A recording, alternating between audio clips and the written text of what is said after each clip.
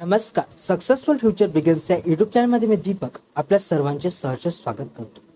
आजच्या व्हिडिओमध्ये आपण महात्मा गांधींबद्दल भाषण बघणार आहोत. आदरणीय व्यासपीठावर उपस्थित मान्यवर, वंदनीय गुरुजन वर्ग, तसेच इथे उपस्थित पालक आणि माझ्या मित्रमैत्रिणी सर्वांना माझा नमस्कार.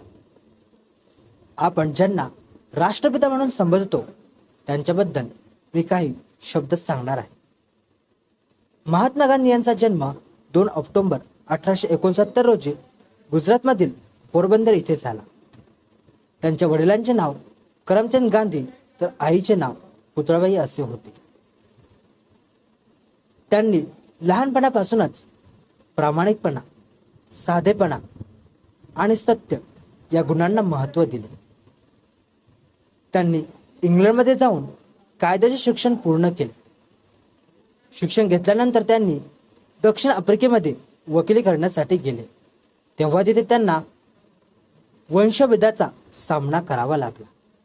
त्यांच्या या अनुभवातूनच लढण्यासाठी त्यांनी सत्याग्रह आणि अहिंसा या मार्गांचा स्वीकार केला. गांधीजींनी भारतीय स्वातंत्र्य लढ्यातील जवळपास महत्त्वाच्या सर्वच चळवळींमध्ये नेतृत्व केले. असहकार आंदोलन, मिठाचा सत्याग्रह, दांडी यात्रा आणि भारत छोडो आंदोलन. त्यांच्या या नेतृत्वातून आणि चळवळीच्या माध्यमातून सर्व देशातील लोक एकत्रित आले आणि ब्रिटिश सरकार हादरून गेले. त्यांच्या आयुष्याचा मुख्य आधार होता सत्य आणि अहिंसा. ते असे म्हणतात की हिंसा ही माणसाची खरी ताकद नाही, तर अहिंसा हीच खरी शक्ती आहे. जे बदल जगामध्ये हवे असतील ते बदल आधी स्वतःमध्ये घडवायला हवे. त्यांचा साधेपणा तितकाच प्रेरणादायी आहे. त्यांनी आयुष्यभर खाकीचे कपडे वापरले. गरीब, शेतकरी वर्ग, शोषित वर्ग, महिलांचा सन्मान आणि सर्वजण समभाव या मूल्यांसाठी ते सतत लढत राहिले.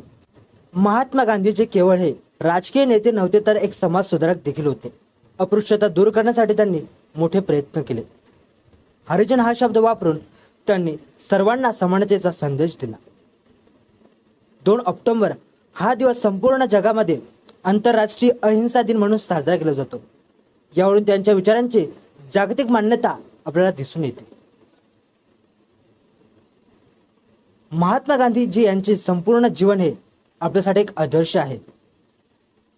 त्यांचे चरित्र व विचार हे भारतासाठीच नव्हे, तर संपूर्ण मानवजातीसाठी एक प्रेरणादायी आहे. शेवटी एवढंच सांगायचं वाटतं की महात्मा गांधीजी यांनी दिलेले सत्य, अहिंसा, साधेपणा आणि प्रामाणिकपणा हे आपल्या जीवनात आपण खरंच उतरवले तर त्यांना खरी आदरांजली वाहिली जाईल.